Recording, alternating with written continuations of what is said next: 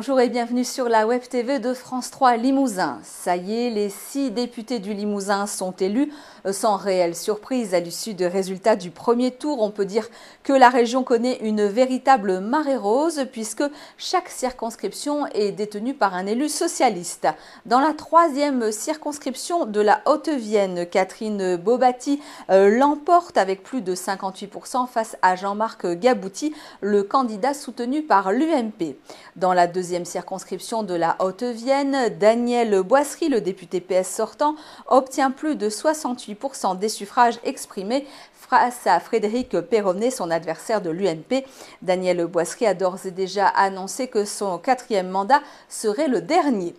Le député sortant socialiste Alain Rodet retrouve son siège à l'Assemblée nationale.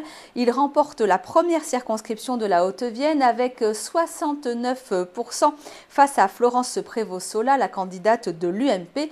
Pour son 8e mandat, Alain Rodet réalise là son meilleur score à une élection législative.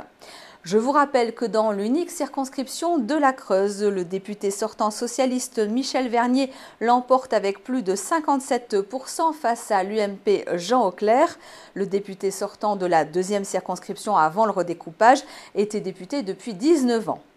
Dans la 2e circonscription de la Corrèze, le député socialiste Philippe Noche l'emporte avec près de 59% des suffrages face à Pascal Coste, le divers droite. Il entame son 3e mandat et Philippe Noche est donc le 2e député élu dans la Corrèze après la socialiste Sophie Dessus, élue dès le premier tour la semaine dernière sur la 1re circonscription.